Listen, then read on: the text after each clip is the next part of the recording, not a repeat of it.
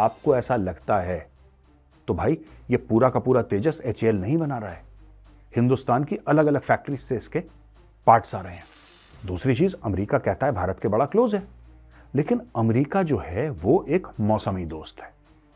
जब गर्मी होती है तब वो अलग होता है, जब सर्दी होती है तब वो अलग होता है, जब सावन होता है तो अमेरिका अलग होता है, जब पतझड़ होती है तब अमेरिका अलग होता है। मुझे लगता है कि एक टेंजिबल शिफ्ट हुआ है जिस तरीके से दुनिया हमें देख रही है। हमारे पूरे जो, मुझे लगता है कि राम मंदिर बनने के बाद भारत का कद और ज्यादा बड़ा हो गया दुनिया की नजरों में, ये मैं कहना चाहता हूं आपसे। जय हिंद दोस्तों, मैं हूं मेजर गौरव आर्य और आप देख रहे हैं द चाणक्य डायलॉग्स। इस वीडियो को लाइक करिए, हमारे चैनल को सब्सक्राइब करिए, बेल आइकन दबाना बिल्कुल मत भूलिएगा। दोस्तों, फ्रांस के राष्ट्रपति इमैनुअल मैक्रों भारत आए, Republic day, chief guest, Jaipur में रोड शो, ये सब आपको पता है। लेकिन दोस्तों, वो यहां पे साइन करके क्या गए? उन्होंने बातचीत क्या करी मोदी जी से और किस चीज के वादे हुए, किस मुआहदों पे सिग्नेचर हुए, भारत को क्या मिलेगा, इसके ऊपर आज का द चाणक्य डायलॉग्स है। और दोस्तों, इसमें एनालिसिस भी है। यह खबर आप हो सकता है मेन स्ट्रीम मीडिया हाउसेस से सुन चुके होंगे, लेकिन हमारा एनालिसिस थोड़ा सा अलग होता है। दोस्तों, काफी सारी चीजें साइन हुई, मैं एक एक करके आपको बताऊंगा क्या क्या मिला भारत को।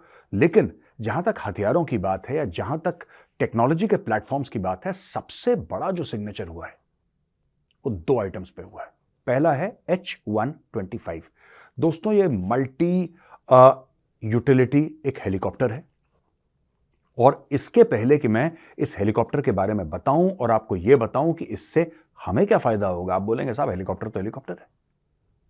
नहीं, इसमें मैटर कुछ और है। आप सबसे पहले देखिए ये छोटा सा वीडियो।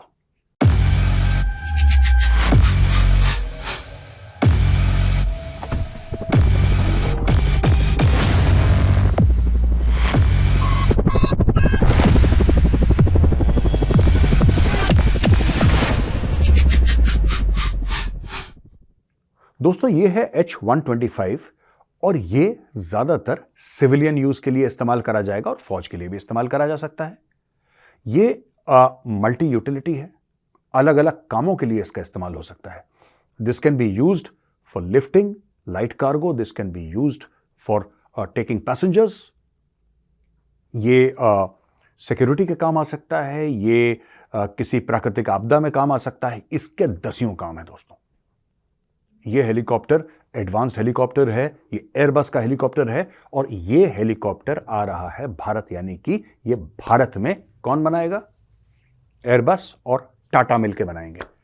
टाटा को आप सब जानते ही हैं, एयरबस को भी आप जानते हैं, तो टाटा और एयरबस मिलके ये हेलीकॉप्टर लाएंगे भारत में।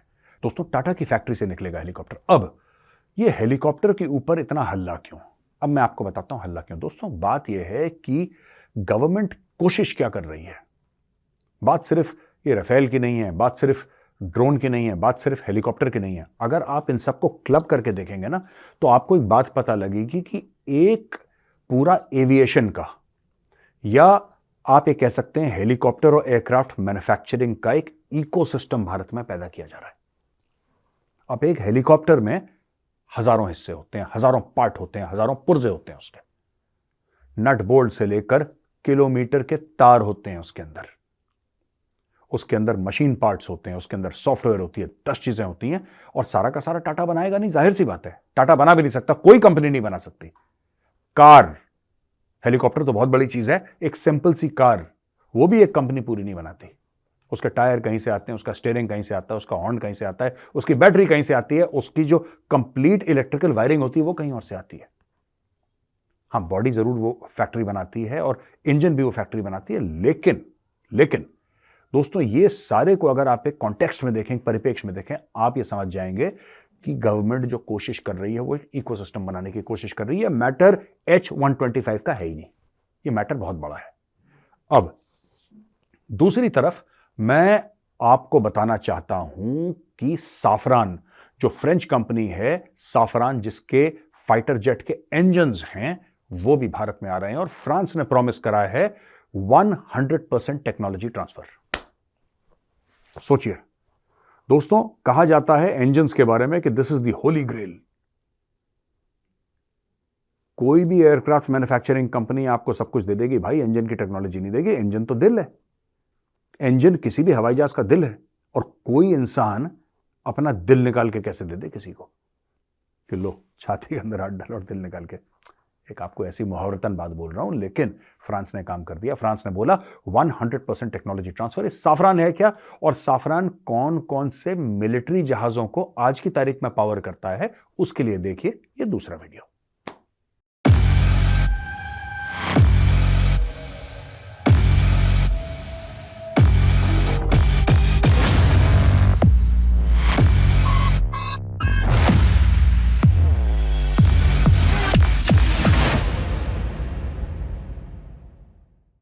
दोस्तों आपने देखा ये जो साफरान का इंजन है, इसमें कई सिविलियन एयरक्राफ्ट भी चलते हैं, इसमें कई फाइटर एयरक्राफ्ट भी चलते हैं। हमने साफरान का इंजन अपने लिए लिया है कि साफरान का इंजन भारत में बनेगा और ये तेजस में डाला जाएगा और आगे चल के भारत अगर कोई और हवाई जहाज बनाता है उसमें भी साफरान का इंजन। और आप जानते हैं जी का इंजन भी अमेरिका से आ रहा है। लेकिन फ्रेंच और क्लोजर टू अस, फ्रांस आया, फ्रांस ने जल्दी जल्दी बात कर दी, कहानी खत्म हो गई, अब वो इंजन आ रहा है। अब मैं 2-3 मिनट आपको इकोसिस्टम के बारे में बताता हूं। दोस्तों सबसे बड़ी चीज होती है सप्लाई चेन, किसी भी धंधे में, किसी भी बिजनेस में सप्लाई चेन। और भारत ने जो शुरू करा है, एक मुहिम शुरू करी है और देशों के साथ सप्लाई चेन रेजिलियंस की। सप्लाई चेन रेजिलियंस की जो मुहिम है वो एक्चुअली है अगेंस्ट चाइना।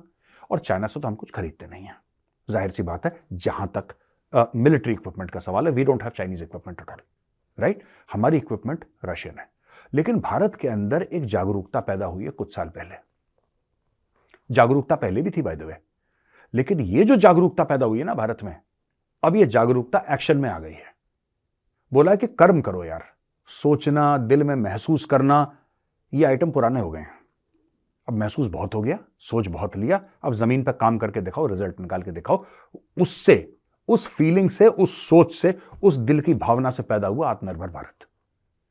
और जो पूरा प्रोग्राम चल रहा है आत्मनिर्भर भारत का, भारत क्या सिर्फ इंपोर्ट करके खुश है? बिल्कुल भी नहीं। जो मैंने आपको सप्लाई चेन रेजिलियंस की बात बोली, ये है क्या मैटर यार?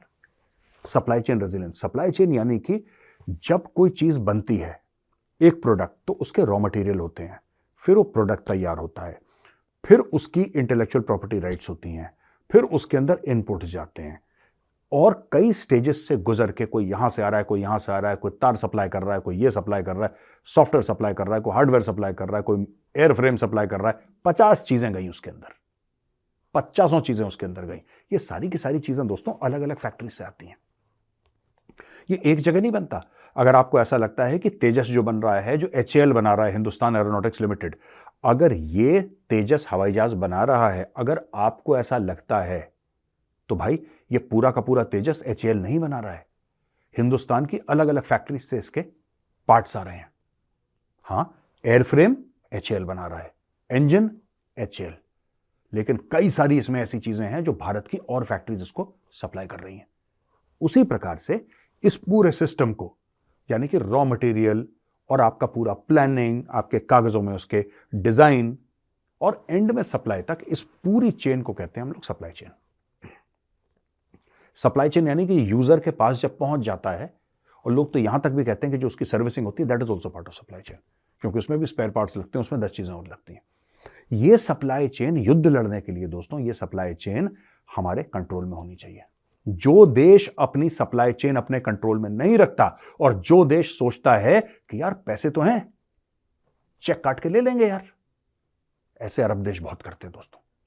तेल का पैसा है और सर पे गुरूर नाच रहा है, घमंड नाच रहा है, चेक काटेंगे, मुंह पे मारेंगे, खरीद नहीं, नो हबीबी नो।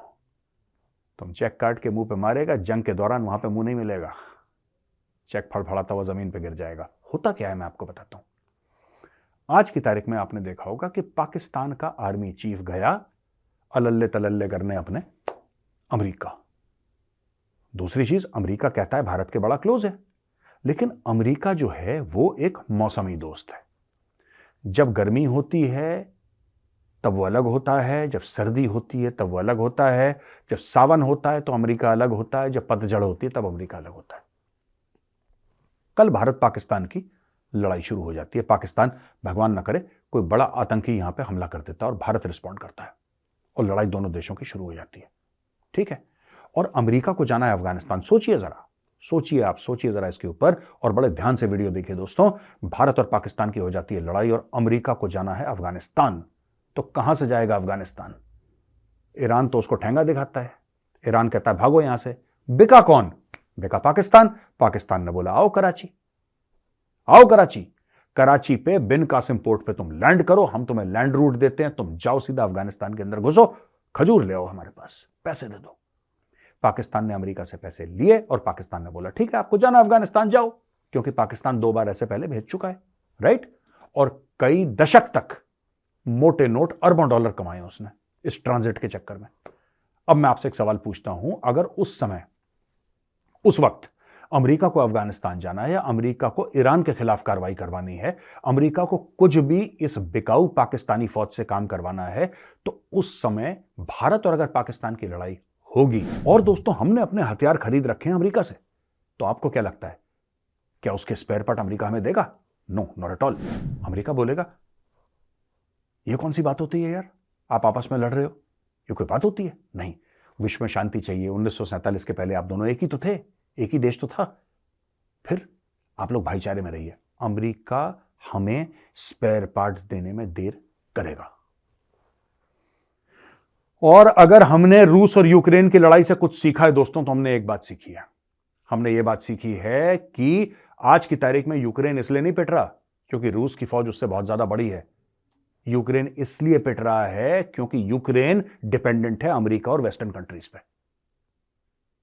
यूक्रेन ने सारा का सारा माल वहीं से लेना है, सारे पैसे वहां से लेने, सारे हथियार वहां से लेने। अब उन्होंने बंद कर दिया, इनका गला सूख गया।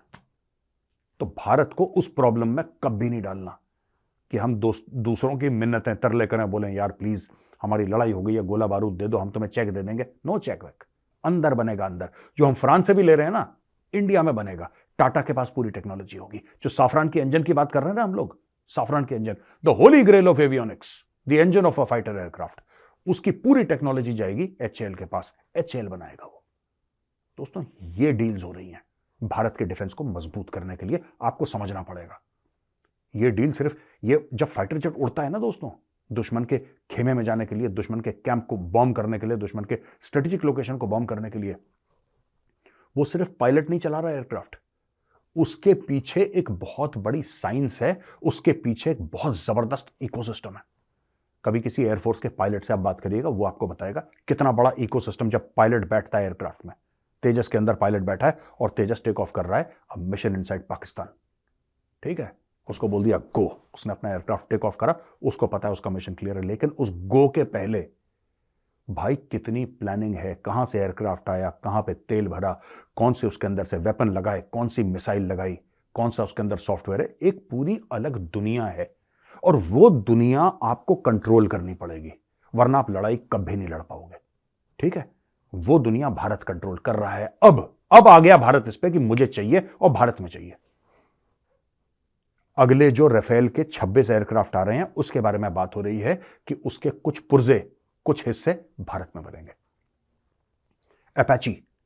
अपाची हेलीकॉप्टर गनशिप, ये देखिए फोटोग्राफ देखिए अपाची की, ये भारत में है, आपको भी पता है, मुझे भी पता है, राइट। अभी ये एयरफोर्स के पास है, ये इंडियन आर्मी के पास आने वाले हैं। इसका जो फ्यूजलाज है वो भारत में बन रहा है। ये देखने वाली बात है कि सारा का सारा इकोसिस्टम भारत में दोस्तों अब तैयार हो रहा है हथियारों को लेकर। दोस्तों जहां तक सैटेलाइट की बात है, तो एरियन स्पेस जो कि एक फ्रेंच कंपनी है और न्यू स्पेस इंडिया जो कि एक भारतीय कंपनी है, ये आपस में कोलैबोरेशन करेंगे। प्राइवेट फर्म्स आपस में कोलैबोरेट कर रही हैं। सोचिए, हम बात सिर्फ डिफेंस की नहीं कर रहे, हम बात स्पेस की कर रहे हैं। एरियन स्पेस और न्यू स्पेस इंडिया ये आपस में कोलैबोरेट करेंगे स्पेस की लॉन्चेस के लिए। और जैसे एलोन मस्क की कंपनी करती है ना रॉकेट के लॉन्चेस, आप देख लीजिएगा 5 साल के अंदर, take it from me, there will be successful private rocket launches from inside India. अब सिर्फ इसरो नहीं करेगा रॉकेट लॉन्च, आपकी प्राइवेट कंपनीज आएंगी और ऐसे स्टार्टअप हैं, स्पेस के कई 100 स्टार्टअप हैं भारत में। एंड विद इन 5 ईयर्स, मैं ये नहीं कह रहा कि 5 साल के बाद, मैं कह रहा हूं आज से लेकर 5 साल के अंदर अंदर आपको खबर मिल जाएगी कि ये रॉकेट गया था, ये सैटेलाइट प्राइवेट कंपनियों ने लॉन्च करना शुरू कर दिया भारत में। दोस्तों इसके अलावा कई सारी चीजें ये साइन हुई हैं, दोनों देशों के बीच में डिस्कशन हुआ है, दोनों स्टूडेंट्स के बारे में कि 30,000 से ज़्यादा इंडियन स्टूडेंट जाएंगे जो फ्रेंच सीखेंगे, ब्ला ब्ला, और दुनिया भर की चीज़ें, उनके वीज़े के बारे में, जो पहले फ्रांस आ चुके हैं अगर दोबारा आएंगे तो उनको आसानी होगी, ये सारी चीज़ें हम डिस्कस नहीं करेंगे, ये आप मीडिया में सुन चुके होंगे। दोस्तों, हमारा आज मेन एम क्या था? हमारा ये मेन एम था कि आपको बताएं कि जो पूरा वेपन प्लेटफॉर्म है, जो पूरा इकोसिस्टम बना रहे हैं प्राइम मिनिस्टर मोदी, ये क्या है। हम सिर्फ फ्रांस से हवाई जहाज नहीं ले रहे, हम फ्रांस से पूरी की पूरी टेक्नोलॉजी उठा के भारत ला रहे हैं, और वो हो जाएगी भारत की टेक्नोलॉजी। ये था आज का वीडियो। अब चलते हैं दोस्तों क्वेश्चन एंड आंसर्स पर। दोस्तों, पहला सवाल है ऋषि कंतिवार का। ये कह रहे हैं कि मेरा सवाल यह है कि सबमरीन वॉरफेयर में चाइना और भारत के बीच में जो गैप है वो बहुत ज़्यादा वाइड हो गया है क्वालिटी और क्वांटिटी में, और आपको ऐसा नहीं लगता कि भारत सबमरीन पर फोकस करना चाहिए इंस्टेड ऑफ एयरक्राफ्ट कैरियर? अब ये कह रहे हैं कि एक डेडिकेटेड वीडियो बताइए ऑन इंडियन सबमरीन्स। देखिए, मैं आपको बात बताऊं, मैं जेनेरिक वीडियो तो बना सकता हूं इंडियन सबमरीन्स के ऊपर, स्पेसिफिक वीडियो की इंफॉर्मेशन किसी के पास नहीं है। दोस्तों, जो यूट्यूब पे ये कहते हैं ना कि उनके पास इस सबमरीन, इस हथियार के बारे में खास जानकारी है, जानिए हम आपको बता, इनको कख नहीं पता। मुझे खुद नहीं पता, मैं ब्लंटली आपके मुंह पे बोल रहा हूं, मुझे नहीं पता यार। एक इंडियन नेवी की न्यूक्लियर सबमरीन है आईएनएस अरिहंत। आईएनएस अरिहंत पे लोग वीडियो बनाने की कोशिश कर रहे हैं। आईएनएस अरिहंत को छोड़ो, आईएनएस अरिहंत का जो क्रू है ना, जो उसको चलाता है, उनकी शक्लें मीडिया में नहीं आई। जब प्रधानमंत्री उनको एड्रेस कर रहे थे तो पीछे से फोटोग्राफ ली गई थी, उनके सर का पीछे वाला ये वाला हिस्सा दिखा है, शक्लें किसी की पता ही नहीं, कौन उसको कमांड कर रहा है, कौन चला रहा है, कौन है, किसी को कुछ नहीं पता, टोटल खुफिया है यार। So it's very difficult. जहां तक गैप है, हाँ, हम लोग, ऐसी बात नहीं है कि हम एयरक्राफ्ट कैरियर बना रहे हैं तो हमने सबमरीन्स बनाना बंद कर दिया, ऐसा नहीं है। देखिए, हर चीज एक साथ चलती है। बच्चा है, वही बच्चा फिजिक्स भी पढ़ता है, वही बच्चा इंग्लिश भी पढ़ता है, वो केमिस्ट्री पढ़ता है, हिस्ट्री पढ़ता है। आप ये मत सोचिए कि बच्चा सिर्फ फिजिक्स पढ़ रहा है, नहीं। इंडियन नेवी कॉर्वेट्स भी बना रही है, डिस्ट्रॉयर भी बना रही है, न्यूक्लियर सबमरीन्स भी बना रही है, एयरक्राफ्ट कैरियर भी बना रही है। वो पूरे इकोसिस्टम में काम कर रही है। वो सैटेलाइट पे भी काम कर रही है, वो जिसको एयरक्राफ्ट है, reconnaissance aircraft, long range reconnaissance aircraft, उस पर भी काम कर रही है, और ड्रोन पे भी काम कर रही है। यानी कि पूरे इकोसिस्टम पे काम हो रहा है। This is not a binary कि 0 और 1, कि बॉस अगर एयरक्राफ्ट कैरियर पे काम करेंगे तो हम फिर सबमरीन में काम नहीं करेंगे। No, that is not true. दोस्तों, ये अगला सवाल है द इंडियन चीफ्टन सुब्रमण्यन है इनका नाम। ये कह रहे हैं कि आर्टिफिशियल इंटेलिजेंस और मशीन लर्निंग के दौर में मुझ जैसे लोग एआई और एमएल यानी कि आर्टिफिशियल इंटेलिजेंस और मशीन लर्निंग में फोकस कर रहे हैं कि प्रोफिशिएंट हम लोग हो जाएं, इसमें हम लोग इसमें मजबूत बन जाएं। मैं ये जानना चाहता हूं इंडियन मिलिट्री कैसे कर रही है इस तरीके के काम, और लेवरेज कैसे कर रही है एआई और एमएल स्ट्रेटेजिक एडवांटेज। देखिए, एक तो इंडियन मिलिट्री जो है, it is partnering with IITs across India. They are partnering with IITs, they are partnering with DRDO, they are partnering with all the scientific institutions including ISRO. For this we have some of the best talent. और किस तरीके से वो अपनी tactics और strategy में इस्तेमाल करते हैं। जो बंदा आपको ये बोल रहा है कि उसको पता है, वो झूठ बोल रहा है, और मैं आपको सच बोलता हूं कि मुझे भी नहीं पता। ये सीक्रेट होती हैं, ये इंडियन आर्मी किसी को नहीं बताएगी, ना मुझे बताएगी, ना आपको, ना किसी और को। लेकिन हाँ, इतना मैं कह सकता हूं कि काम बड़ी तेजी से, बड़ी रफ्तार से चल रहा है, and they are partnering with India's top talent including IITs इन मामलों में। मशीन लर्निंग और एआई की आपने बात करी, इसके अलावा भी 10 और चीजों पे they are partnering with India's top institutes. Doctor Harshal Mehta ये कह रहे हैं कि जियोपॉलिटिकल इंपैक्ट राम मंदिर का क्या होगा श्री अयोध्या जी में, और क्या आपको ऐसा लगता है कि 22 जनवरी के बाद भारत एक cultural super power across the globe? Harshal, बिल्कुल ठीक कहा आपने। देखिए, ऐसा है कि इसका ना जियोपॉलिटिक्स में भी बहुत बड़ा असर पड़ेगा, ये फैक्ट है। श्री अयोध्या का एक जो इमेज बन गया है, इमेज हिंदुओं के दिलों में तो था, और आज से नहीं, प्राचीन काल से था, बहुत पहले से था।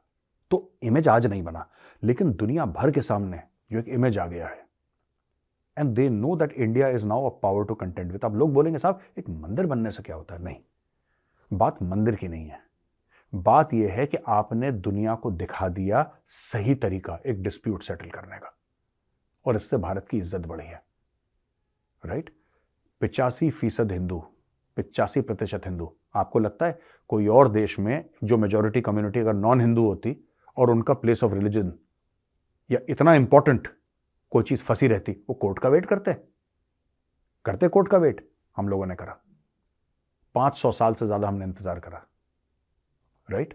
और जब कोर्ट से हमें ऑर्डर मिला, कोर्ट ने हमारे हक में फैसला करा, उसके बाद कंस्ट्रक्शन ऑफ राम टेम्पल शुरू हुआ। उसके पहले ईंट नहीं लगाई गई।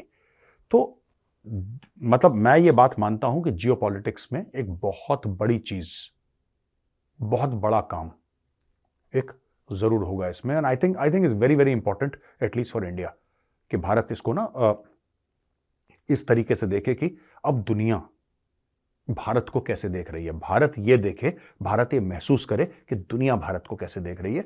मुझे लगता है कि एक टेंजिबल शिफ्ट हुआ है जिस तरीके से दुनिया हमें देख रही है। हमारे पूरे जो, मुझे लगता है कि राम मंदिर बनने के बाद भारत का कद और ज्यादा बड़ा हो गया दुनिया की नजरों में, ये मैं कहना चाहता हूं आपसे। तो दोस्तों, कैसा लगा आज का वीडियो? अगर पसंद आया तो इस वीडियो को लाइक करिए, हमारे चैनल को सब्सक्राइब करिए, बेल आइकन दबाना बिल्कुल मत भूलिएगा। जय हिंद, वंदे मातरम, भारत माता की जय।